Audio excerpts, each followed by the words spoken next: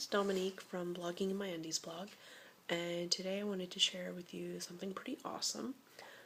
I have found a way to bond with my autistic nonverbal child. In the past, this hasn't been easy or possible to do because we didn't know what he liked other than movies, and it's not quite the same bonding experience when you're watching Cars with your kid for the 400th time. It just loses that magic Disney effect for me, anyway, or Shrek, or Madagascar, or any of the other popular movies that he liked. So, what we ended up doing today was we did the music therapy. He came home from overnight care, and then about a couple of hours after that, he went to music therapy with me, and he didn't like it. He just had no interest. His sole purpose of being there today, in his opinion, I'm guessing, is to try and escape and get to the CD player, the precious CD player that he fell in love with from the first meeting.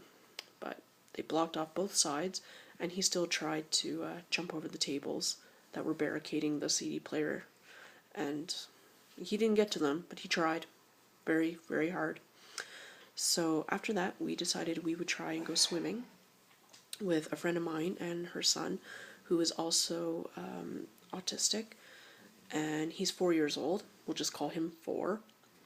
And 4 and my friend, they quite often go swimming together because 4 enjoys it so much. So I was a bit nervous about it for a number of reasons. Okay, when the V-Man was younger, he hated water. He hated bath time, did not like showers, just in general wasn't a big fan until he was about 2 or 3. So that's not too bad. You know, he eventually started liking water. But with swimming, you know, the first time I took him swimming was just a really bad experience, and it was mostly because he didn't like water, and maybe I should have tried sooner in an indoor pool. But I was just nervous about like peeing and pooping in the water, you know, in an indoor pool. It can happen. It does happen.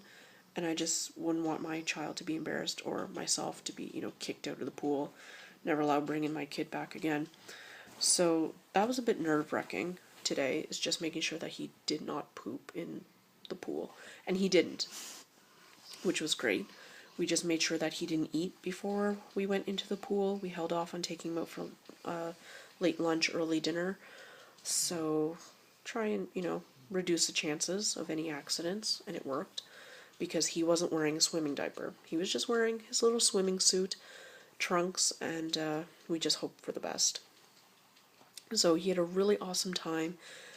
He was wearing a flotation belt around his belly, and he was playing with the buckle quite a bit near the end. So that was a sign that he was maybe done with swimming, because he was more interested in the buckle, and he spent about 5 minutes at least just clipping and asking us to unclip it and clip it and unclip it. So that was nice. And I guess the biggest bonding experience for me was that we were swimming together because 4 and his mom were swimming on the other side of the pool hall.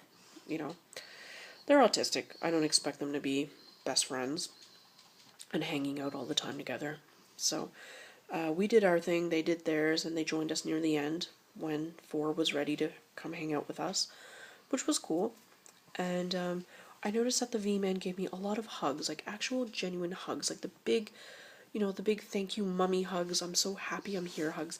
And it was the best feeling in the world because, you know, I wrote in my blog once about getting my first kiss from the V-Man, you know, and that was just absolutely thrilling and exciting for me to, you know, have to wait 5 years to get a kiss from him, never mind a hug. But, you know, it was just nice that he was able to express his happiness, you know, in that way, because he was so happy and splashing and swimming or trying to swim and giggling a lot, and I was getting so many hugs from him. It was so lovely. And something that I, you know, didn't realize until the very end when I actually saw a little boy with Down syndrome in the corner of the pool with his parents, is that the swimming hall is very forgiving for children with special needs. And by forgiving, I mean it's a place where my son can go, and I can go with him, and not be judged. You would not know that the V-man or 4 has autism because they look like any other kid in the pool there. They're splashing, they're having fun, they're laughing, they're racing around, and they're clinging to the ledge, trying not to, get into the deep end too much. They're doing things that any other neurotypical child can do. And I'm not saying that, of course, autistic kids, they can't swim, blah, blah, blah. I'm not saying that at all. What I'm saying is that it's a place where we can go and not have people stare at us weird, because the V-man will be, flapping his hands and it looks like he's splashing. Whereas if he was in a restaurant flapping his hands, someone would look over and be like, what's that kid doing? Why is he flapping his hands? Whereas in a swimming pool, it's totally normal to see kids of any condition or any age or development, splashing the water. And that's what the V-man was doing too, which was really, really nice, not being judged for having a kid with autism. No one has said it to me. Actually, that's a lie. I'm sure, a lot of little old Finnish ladies come up to me and ask me, like, why aren't you stopping your son from doing this? And why aren't you doing this? And don't you care that he's doing that? And it's like, you know what? He has autism. Back off. I'm doing the best that I can, and you would too if you were in my position. That, or stay at home for the rest of your life and go insane with, an autistic child. That can be difficult at times. But anyway, so swimming was super awesome, and I'm thinking of getting him a membership so he can go there every now and again, because it is pretty expensive to swim in Finland, or at least where we live. And he has swam in the lakes in the summer, but for him it's more like splashing and running around and possibly going up to complete strangers and rubbing their chests, which has happened, or stealing food. At least in an indoor pool, there's no food by the pool. No one's bringing their picnics by the pool, where they do on the lake, swimming at the lake and swimming at the beach, of course.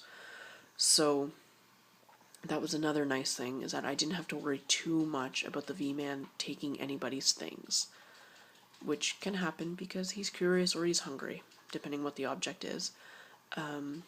Something else that I started worrying about was sauna. And in the changing rooms in Finland, it's perfectly common to walk about naked in the change rooms, because when you go in there, obviously you're dressed, and then you undress, you go naked to shower, because there are signs that tell you in English, Russian, Swedish, Finnish, please take a shower before going to swim without your bathing suit. And I didn't think anything of it until near the end, when my friend and 4 decided they wanted to go to sauna after. And in Finland, you go to sauna completely naked. It's cool, it's normal. You don't wear a swimsuit, you don't wrap a towel about yourself. You might sit on a towel, that's up to you. But yeah, then I started kind of freaking out in the sauna, like, oh no, I hope he doesn't touch anybody, any stranger's breasts or anything, or, down south. That would be so awkward. And, okay, my Finnish is strong enough, I can apologize like crazy and say, I'm sorry, he's autistic, he doesn't know better. And 4's mom was with me, and she's Finnish, so that would save me as well. But he didn't do that. It was so awesome.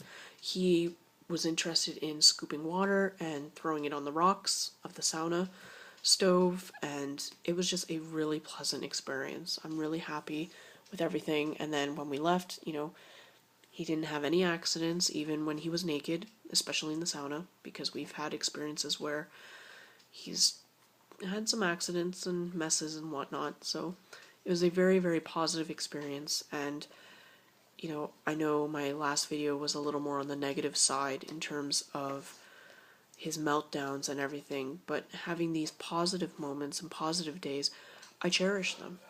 And it's important to recognize that, not every day is as horrible as possible, the worst possible day in the world.